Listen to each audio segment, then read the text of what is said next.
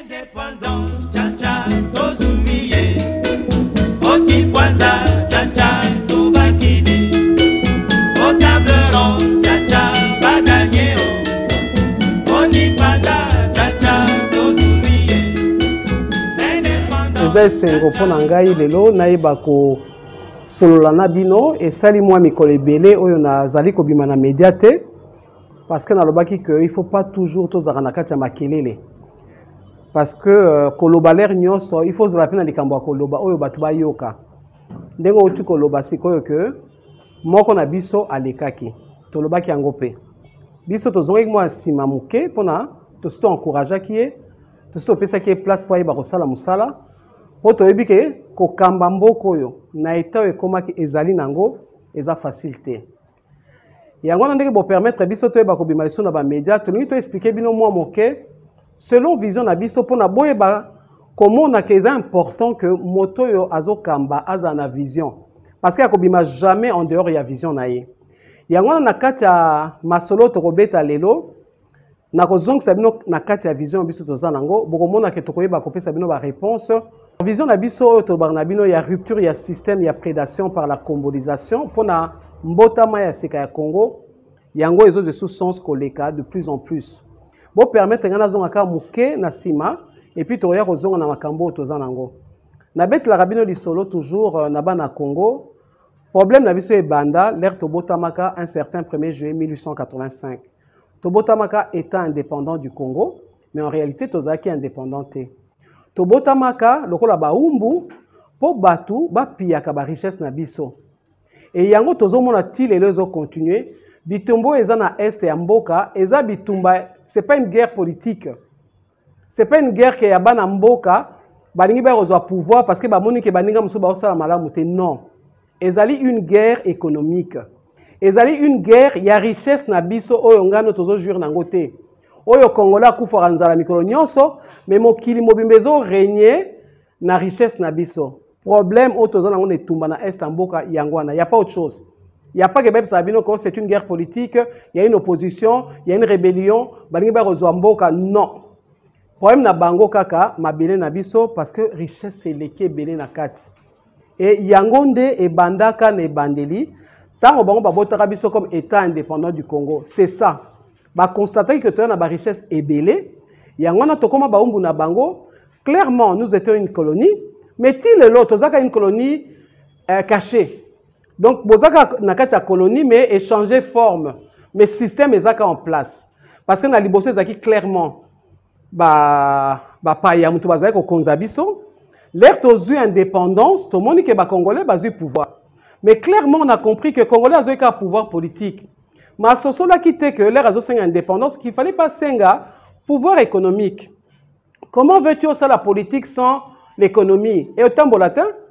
c'est ainsi que tout le monde que l'air tozui pouvoir politique et un pouvoir creux et là moi malongé ko bota wana te pour motonio sosoka zo la politique naie même na katandako un père soka a comment dire atie ba règle na nandaku asali ba loi na nandaku na nenga ko tambola il faut avoir ba moyen pour bana ba respecter il faut avoir ba moyen pour moi c'est à respecter ne bandeli ba koyokela ye une année 2 ans 3 ans les kaka papa lobaka biloko kolia memakate et loko moka malonga bazongo nazo sala te à un moment donné pouvoir wana kozanga valeur et c'est ça notre problème.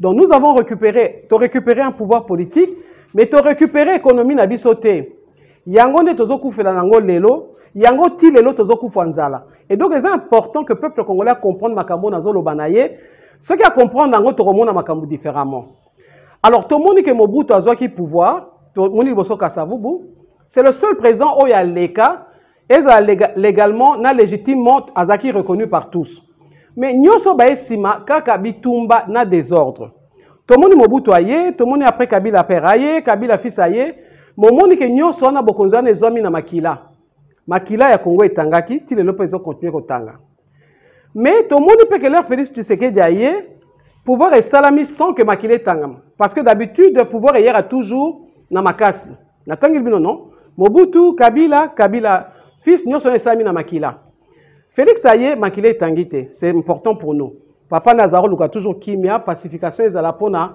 to bundate makile tangate pour natoleka na pouvoir. Et c'est ce qui s'est fait cette fois-ci. Mais ngana yo il faut tous la distraiter. Oh na lingina loba lelo na yeko encenser mutute, na yeko encenser congolais yemoko, na yeko sensibiliser congolais yemoko, na yeko conscientiser congolais pour ce là que oh ezole kanambuka na biso lelo ngana lobaka ne bandeliler ka Félix Aleki na lobi voilà opposant Aleki na pouvoir. Un système avait été mis en place pour tout la baumbo à mokili. Félix a bouki le kolomoko, il a sali par naé déjà. Et biso toye kolobake biso siko population, il faut to profiter na pouvoir oyo. Ceux qui t'ont profité na ngote, parce que les changements vont arriver. Tant o ezali ton na biso nyonso, même slogan na baumbo ezali le peuple d'abord. Alors c'est au peuple de comprendre et de se réveiller. J'ai toujours dit que Félix Obomabiso jamais, jamais. Il y a 4 ans au pouvoir, on a évité ceux qui ont dit que le gouvernement n'est pas bon, on a évité, on a évité. Akobomabiso, pourquoi? Parce qu'il y a des militaires. Ayebi Kobomamoutouté, makile ko tangate. Mais maintenant, c'est au peuple congolais de comprendre que pouvoir est dans ma boque on a biso. Mais le quand on met ça na raba nyonga rabiso, le quand on met ça na raba mone la rabiso, alors to fandi total la vie na biso moko le quand total la ba film. Non. Ezali vi na biso nyonso ngai yona congolais nyonso partout qu'il soit c'est le moment. O ezali koleka na est ya mboka ezali grave parce que c'est une guerre qui a commencé voilà plus de 22 ans. C'est comme ça que l'AFDEL est entré. Biso toye bien go. Mais l'air AFDEL a kota ki ezaki bitumba rébellion te. Ezali toujours bitumba o ezouta na ba pays frontalier ne titolobi eza Rwanda, Uganda, ba Burundi bitumba ne uta kuna na Libanda c'est ça. Na rozonga na simate mingi boyebi ndenge to bandela ki bitumba wana et batie liboso congolais en avant et ça lokwa bitumbeza ya ba congolais puisque ba mekaki na ba congolais belé ba ko kangama na ya Kabila pona bango il fallait yazo bokonzité il fallait ezala mutu mususu mais asunga ki biso quand même pour les s'autoproclamer ki na Lubumbashi président a bouleversé ki programme ya Banguna mais yemoko ayeba ki que Lilobana Tikela biso ne jamais trahi le Congo parce qu'il était en pleine trahison. Ce n'était pas une rébellion congolaise, il na maki des années. Mais au moins, à Tikela biso Lilobana, il y a un message à Mouné na Pesaki biso. De la même manière, Mobutu a Tikela biso message à Mouné pour attendre ma bezali, malam pezaka na kati. Mobutu a Tikela biso bon moko. Alobi peuple moko, papa bo moko, maman bo moko, école bo moko. Et loko tozo kabwana teti lelo yangwana. Je sais que Batmusu bazo comprendre ngote bazo mona ngolo ko lelo moko pamba. Le monde a été créé par la parole. Quand le président abimisi liloba, ezali liloba na pona biso nyonso. Donc Mobutu abimisa on a mutu na biso nyonso etikala que toza école moko. Yangwana malgré makasi na bango. Malgré ba ndenge bazo armé ba pays frontalier on ndenge toto tanga bango, malgré que bazo armé bango, bozo kamwa, bazo koka koboto la biso mboka te. Et c'est ça que nous devons comprendre. Donc quand une parole a été libérée, nous devons la saisir. Et c'est ainsi que les lots place to komeli toza na kati ya kaka po bitumbe utikala. Et uti na pouvoir o ezali les lotés.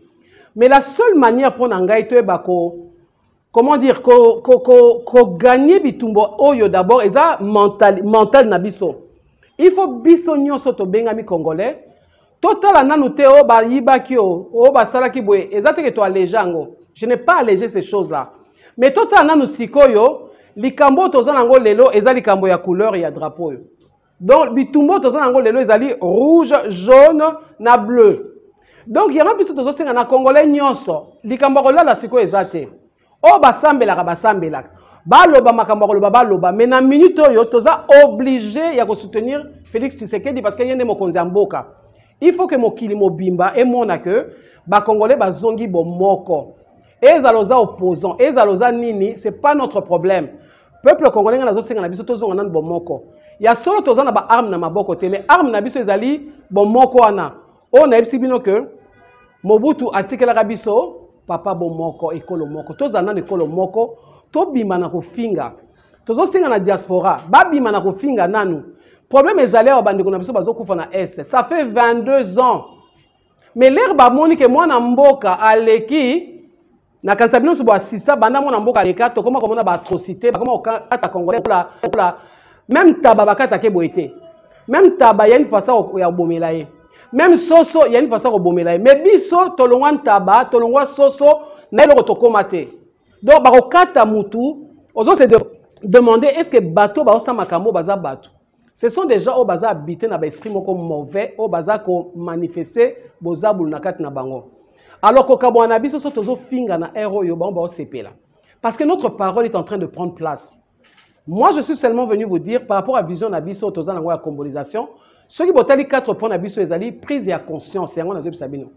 Toza na prise ya conscience ata to kufa nzala, to kufa nzala bambula. Mais na minute oyo ata to kufa nzala so za na mo loko kabila muninga. Mais yo loba nanu lilobaka moko ekolo na biso, mabele na biso, monguna ko zwango te. Déjà dire ça, c'est une force. Et que Mokonzamboka en a courage parce que politique est candidate présidente. Il y a des choses derrière. Oh yo toki ko bimisa wate, oh ye pa ko bimisa wate. Tozali a on a un système où ebota ki biso ti lelo ezo sala kaka. Échanger image. Et comme na ba fantomas ba changer ba masque.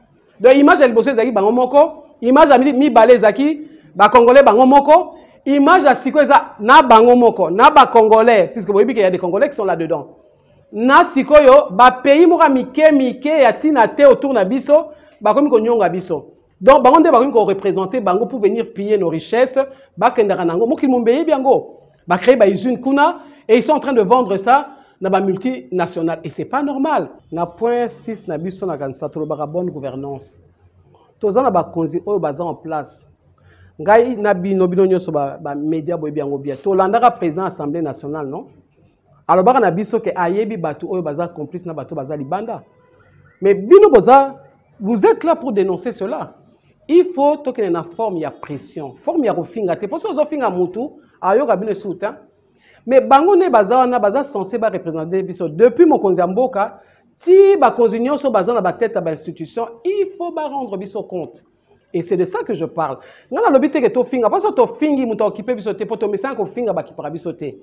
Combolisation est pour nous combola, pour nous nettoyer, bateau va d'exception temps. Mais dans minute yo, bateau biso a besoin de nettoyer bango eza banguna. Ce sont les ennemis qu'il faut pas nettoyer. Dans minute yo soto senga na congolais, il faut dénoncer. Mais avant na ko senga na monsieur, madame tout le monde a dénoncé, to senga na ba konzi ba institution en commençant par Mbosso. Mbosso lui-même a sorti ça. Alors bi que soko bo sakani nanga na ko bimisa, bateau nyoso bazana kati ya bitumba S. Mais tu es là pour nous représenter. Je m'adresse d'abord à Mbosso. Tu es là pour représenter toute la population parce que l'Assemblée nationale est allée représentant Nabiso. Parmi les 5. Alors exigeons à Mbosso de dénoncer ces gens-là. Parce que ceux qui ont dénoncé Bango, déjà Babando Banga. Même les militaires peuvent se baser Bando Banga.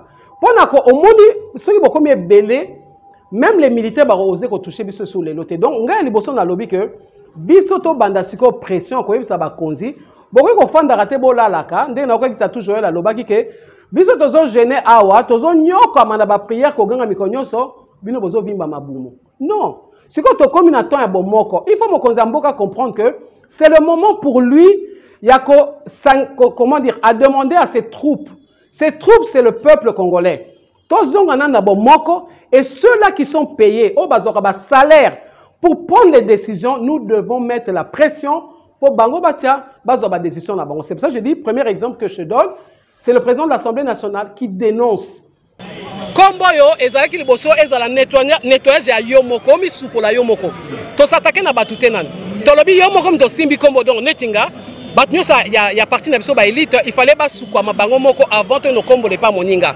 Deuxième point ezalaki to conscientiser, to sensibiliser le peuple pour un changement de mentalité.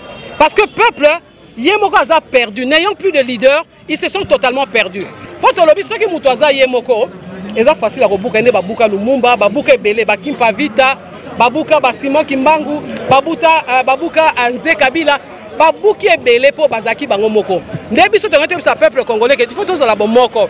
Et Tumba eza munene et Tumba ezali lokola banyoso balingi kaka balia bozuna biso batika biso babola mandat oya président Félix Tshisekedi ezali mandat ya peuple tolingi komona busotolère nyoso te tolongoli busoto toboki bango to mona susu bazongisi bango na public ça nous ne pouvons plus tolérer ça na boye kozala dans le bruit alors combien ça ba maman cela va de soi que tu sensibiliser ba maman ben mission na bandi ko bima suka il faut to bima na ba maman nyoso na jeunesse libanda.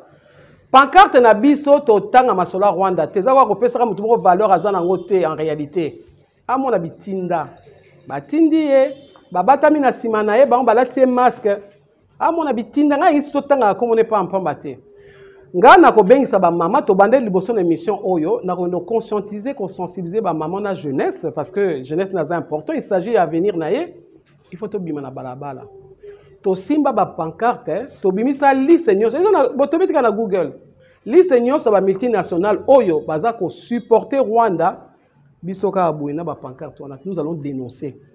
Soki mutu azoyiba yo fanda akanya mutaka ko violer bana yo fanda akanya mais bat ba ko telonde ni voisin yebi atate ke mabele kai pano butu nyoso belela donc e comme temps oya ko belela donc unité na biso na kombo ko bima biso libano na sensibiliser ba mama ezali ko yisa bango ke to simba ba pancarte to ko penza en grand Rwanda to ko tanga ya atate parce que aza na valeur te pa na biso to ko tanga ba multinational batinda ba konzina yo batinda bango ne to tiela bango ka boye comme ça ba population na bango pe ba mona ke ba téléphone biso tozo salela biloko nyoso tozo salela ezo utakuna à un moment donné to senga ba nyoso kutu bolongola ba téléphone wana to zonga ba téléphone ezanga tina ce sont des ezali ba décision moko forte il faut tozoa o biso so lobi ke to lingi so sela ba téléphone te mundu amta bo mana téléphone pendant un mois to boyi parce que bozo zo colton na biso bozo zo ba blog na biso awa biso to boyi boko sela blog na biso te alors que biso tozo liate bande na biso bazo kufa donc ne t'en fais pas on le fera na autre ko expliquer sur la ndinga bien rupture système à prédation na baino que l'air babota biso est indépendant du Congo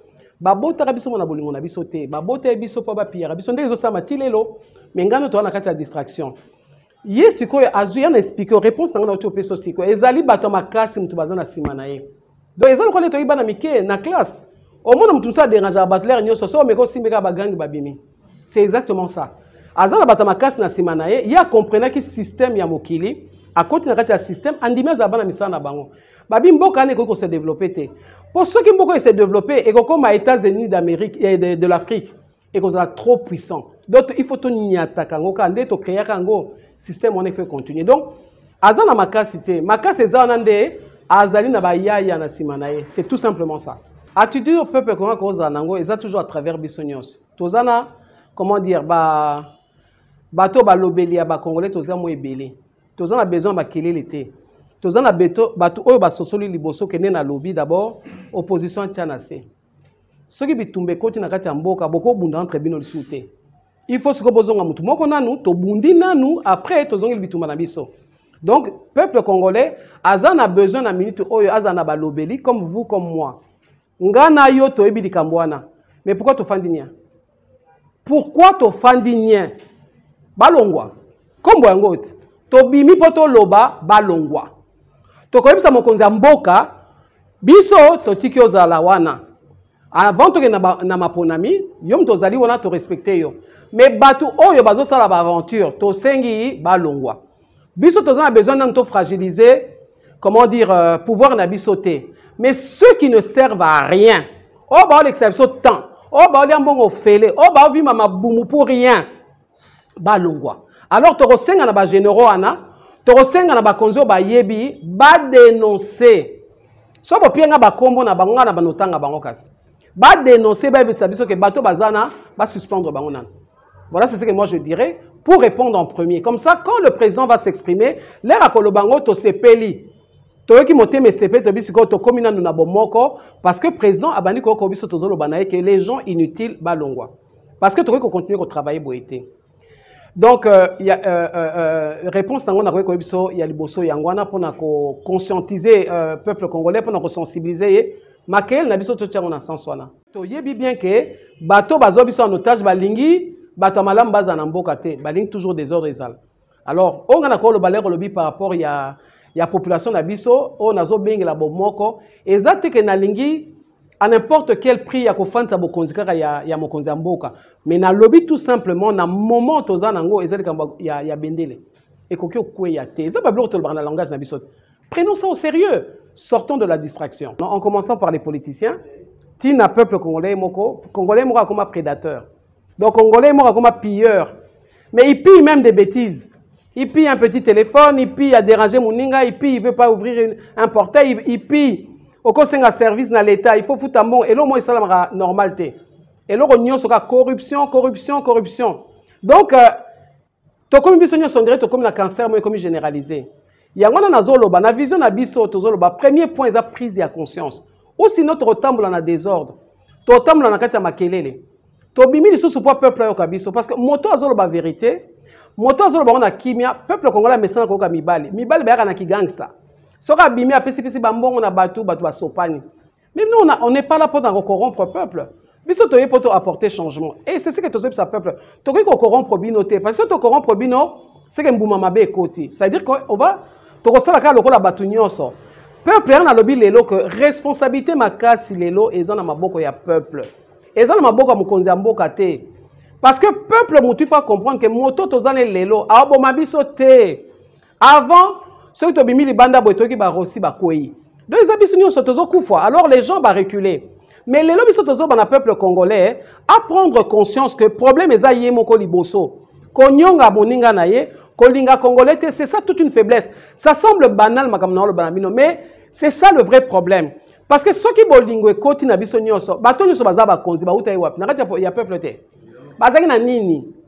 Tous ces gens qui sont au pouvoir. Na nini bolanda moko azao sa nini liboso?